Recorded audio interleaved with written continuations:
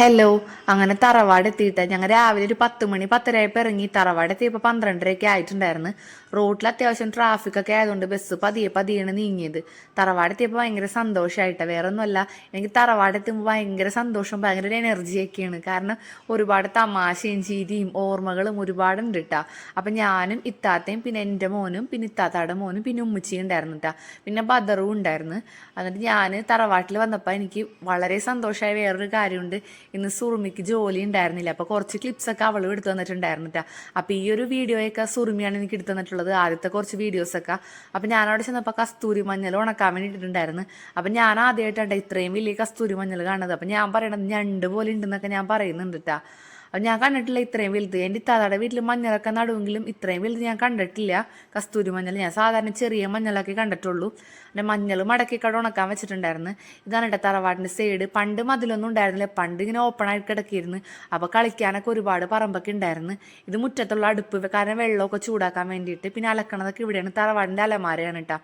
അപ്പോൾ അലമാരയിൽ എൻ്റെ ഇത്താത്തയുടെ മോന് പറ്റൊരു ടീഷർട്ട് ഉണ്ടെന്ന് പറഞ്ഞിട്ട് കുഞ്ഞുമ്മ നോക്കുന്നുണ്ട്. അപ്പോൾ ഞാൻ തറവാട്ടിലെ അലമാര ജസ്റ്റ് വീഡിയോ എടുത്തുള്ളൂ. അങ്ങനെ ഞങ്ങൾ തറവാട്ടിൽ നിന്ന് പോകണം, വേറെ ഒന്നുമല്ല, കുറച്ച് അയൽവാസികളുടെ വീട്ടിലൊക്കെ പോകാനുണ്ട്. അപ്പോൾ എഴിക്കരാന്ന് പറയുമ്പോൾ എനിക്ക് ആദ്യം ഓർമ്മ വരുന്നത് സരസമ്മയുടെ ഫേസാണ് കേട്ടോ. എനിക്ക് ഭയങ്കര ഇഷ്ടമാണ്. സരസമ്മ ഇല്ലാത്ത എഴിക്കര എനിക്ക് ചിന്തിക്കാൻ പോലും പറ്റണില്ല. കാരണം സരസമ്മ ഇന്ന് സരസമ്മയുടെ മോളുടെ വീട്ടിൽ പോവാണ്. അപ്പോൾ ഇന്ന് സരസമ്മനെ നന്നായിട്ട് മിസ് ചെയ്യും.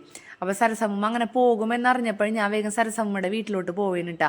അപ്പോൾ കുറച്ച് നേരം സരസമ്മനെ കണ്ട് സംസാരിക്കാമെന്ന് കരുതി. പിന്നെ ഞാൻ പിന്നെ എഴിക്കരുന്ന് പോകുന്നതിന് ശേഷമോ പിന്നെ സരസമ്മയുടെ വീട്ടിലോട്ട് പോരുള്ളൂ.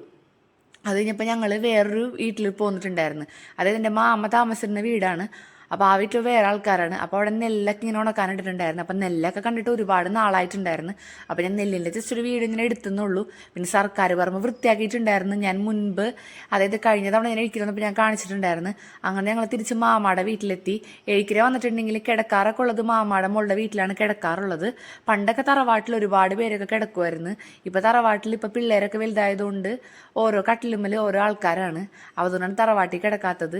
തറവാട്ടിൽ പണ്ട് എല്ലാവരും കൂടി ഹാളിൽ നല്ല പൊതച്ച് മുടിയൊക്കെ ഉറങ്ങിയിരുന്നതാണ്. പിന്നെ ഉച്ചക്കലത്തെ ഫുഡ് എന്ന് പറയാനായിട്ട് മീൻകറി ഉണ്ടായിരുന്നു, ചേമ്പലത്ത് ഉണ്ടായി, ചമ്മന്തി ഉണ്ടായി, മുട്ട പൊരിച്ചതുണ്ടായി. വൈകുന്നേരം ആയപ്പോൾ പഴംപൊരി പൊരിച്ചിട്ടുണ്ടായിരുന്നു കേട്ടോ. കാണാൻ ലുക്കില്ലെങ്കിലും ടേസ്റ്റ് ഉണ്ടായിരുന്നു പഴംപൊരിക്ക്. പിന്നെ അതുപോലെ കോഫി ഉണ്ടാക്കിയിട്ടുണ്ടായിരുന്നു. അങ്ങനെ ആ ഒരു പരിപാടിയൊക്കെ വേഗം കഴിച്ചത് വീണ്ടും റൗണ്ട്സിന് ഇറങ്ങിയിട്ടുണ്ട്. അപ്പം ഞാനും എൻ്റെ ഇത്താത്തയും കൂടെയാണ് വൈകുന്നേരം റൗണ്ട്സിന് ഇറങ്ങിയത്. കാരണം ഹൈസിനെ എടുത്തു കഴിഞ്ഞിട്ടുണ്ടെങ്കിൽ അവൻ ഓടും, അവനെടുത്തുകൊണ്ട് നടക്കാനും വയ്യ. പിന്നെ അവൻ ഓടിക്കഴിഞ്ഞിട്ടുണ്ടെങ്കിൽ അവന് പിന്നാലെ ഓടണം. ഇതാണ് ഞാൻ നേരത്തെ കാണിച്ചത് നെല്ല് ഉണക്കാനിട്ട വീട്. എൻ്റെ മാമ താമസിച്ചിരുന്ന വീടാണ്. ഇപ്പം മാമ വിറ്റുപോയിട്ട് ഇപ്പോൾ വേറെ ആൾക്കാരാണ്. അപ്പോൾ അവരും അത്യാവശ്യം നല്ല കമ്പനിയുള്ള ആൾക്കാരുണ്ട്. ഈ ചേച്ചിയുടെ പേര് വിലാസിനി എന്നാണ് ഈ ചേച്ചിയുടെ പേര്. അപ്പോൾ ഈ ചേച്ചി അടുക്കള ഭാഗമൊക്കെ ഓരോരോ പണികൾ ചെയ്തതൊക്കെ ഇങ്ങനെ ഓരോന്ന് കാണിച്ചു തരികയാണ്. ആ ചേച്ചിയും എന്നെ പോലെ തന്നെയാണ്, സംസാരിക്കുന്ന ഒരു മടിയില്ല, എല്ലാവരോടും നല്ല കമ്പനിയാണ്. ഞാനും ആ ചേച്ചിനോട് ഒരുപാട് നേരമൊക്കെ സംസാരിക്കാറുണ്ട്. ഇപ്പം ഞങ്ങൾക്ക് വേറെയും സ്ഥലത്തൊക്കെ പോകേണ്ട കാര്യം ഉണ്ടായതുകൊണ്ട് ആ ചേച്ചിനോട് അധികം നേരം സംസാരിക്കാനിരുന്നില്ല. നാളെ ആവട്ടെ എന്ന് കരുതി. അങ്ങനെ ഞങ്ങൾ തറവാടിൻ്റെ അതിൽ കൂടെ തന്നെ വേറെയും കുറച്ച് സ്ഥലങ്ങളിലേക്ക് പോവുകയാണ്. ഇതാണ് തറവാടിൻ്റെ തോട്. അങ്ങനെ ഞങ്ങൾ ഇനി പോണത് കുട്ടമ്മോൻ ചേട്ടൻ്റെ വീട്ടിലോട്ടാണ്. ഇത് കുട്ടമ്മോൻ ചേട്ടൻ്റെ ഓട്ടോറിക്ഷയാണ് കേട്ടോ. അപ്പോൾ പണ്ട് ഞാൻ എപ്പോഴേക്കിരെ വന്നാലും മണിക്കൂറുകളോളം കുട്ടമ്മോൻ ചേട്ടൻ്റെ വീട്ടിൽ നിൽക്കുമായിരുന്നു, സംസാരിച്ച് നിൽക്കുമായിരുന്നു. അവിടെ സംഗീത ചേച്ചി പിന്നെ പിള്ളേരൊക്കെ ഉണ്ടായിരുന്നു. പിന്നെ അതേപോലെ അവിടെ ചെടികൾ ഇഷ്ടംപോലെ, സംഗീത ചേച്ചി ഒരുപാട് ചെടികളൊക്കെ നട്ടുപിടിപ്പിച്ചിട്ടുണ്ട്. അപ്പോൾ സംഗീത ചേച്ചി അടുത്ത് നിൽക്കുന്നുണ്ട്. സംഗീത ചേച്ചി പറഞ്ഞ് സംഗീത ചേച്ചിനെ വീഡിയോയിൽ കാണിക്കണ്ടെന്ന് പറഞ്ഞ് ആളിതേ മാറി നിൽക്കുകയാണ്.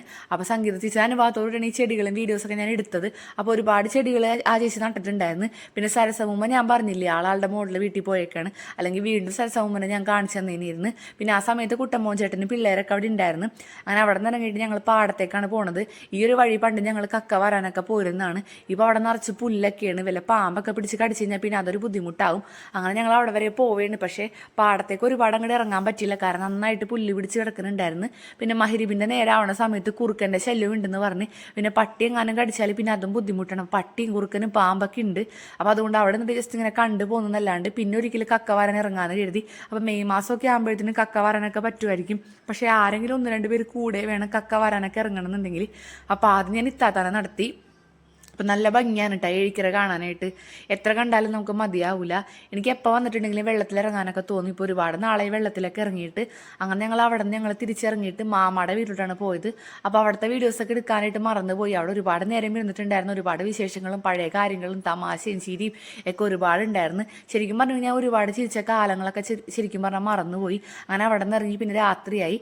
ഇതാണ് ഞങ്ങളുടെ ബഷീർ കാക്ക. ബഷീർ കാക്കാനെ കാണാനായിട്ട് സിനിമാ നടൻ ജഗദീഷിൻ്റെ ഒരു ഫേസ് കട്ടില്ലേ, ആൾക്ക് വീഡിയോ ഒന്നും എടുക്കണം ചെയ്യണത് ഇഷ്ടമല്ല. പക്ഷെ എന്നാലും ഞാൻ പറഞ്ഞതാണ്, കുഴപ്പമില്ല. ആൾ പറയുന്നത് ആൾക്ക് ഫോട്ടോ ഓഫീസിലാന്നൊക്കെ പറഞ്ഞ ആൾ ഒഴിഞ്ഞു മാറിയാണ്. അപ്പം ഞാൻ പറഞ്ഞില്ല നല്ല ഭംഗിയുണ്ടെന്നൊക്കെ പറഞ്ഞ്. എനിക്ക് എപ്പോൾ ആളെ കാണുമ്പോഴും സിനിമാതാരം ജഗദീഷിനാണ് ഓർമ്മ വരുന്നത്. കറക്റ്റ് ജഗദീഷ് തന്നെയാണ്. ആളുടെ ഹൈറ്റും ഫേസും എല്ലാം കറക്റ്റ് ജഗദീഷ് തന്നെയാണ്. അപ്പോൾ ആൾക്ക് വീഡിയോ എടുക്കണമെന്നൊക്കെ മനസ്സിലാവാനുണ്ട്. പക്ഷേ ആൾക്ക് താല്പര്യമില്ലെങ്കിലും ഞാൻ എന്തായാലും വീഡിയോ എടുക്കുമെന്ന് പറഞ്ഞ് അങ്ങനെ ആളുടെ ഫോണൊക്കെ വാങ്ങി നോക്കിയാണ്. ആളുടെ സാധാ ഫോണാണ്. പിന്നെ ആൾക്ക് പാട്ടുകളോടൊക്കെ ഭയങ്കര താല്പര്യമാണ്. എപ്പോൾ എന്നെ കണ്ടാലും എൻ്റെ ഫോൺ കൊടുക്കാൻ പറയും. ആൾക്ക് ഇഷ്ടപ്പെട്ട പാട്ട്, ആൾക്ക് ഹിന്ദി പാട്ടൊക്കെ ഒരുപാട് ഇഷ്ടമാണ്. അപ്പോൾ കഴിഞ്ഞ തവണ വന്നപ്പോൾ ഞാൻ ലോങ് വീഡിയോ ഒക്കെ ഞാൻ എടുത്ത് വെച്ചിട്ടുണ്ടായിരുന്നു. പക്ഷേ അത് ഡിലീറ്റ് ആയി പോയിട്ടുണ്ടായിരുന്നു. അതുകൊണ്ട് അപ്ലോഡ് ചെയ്യാനൊന്നും പറ്റിയിട്ടുണ്ടായിരുന്നില്ല.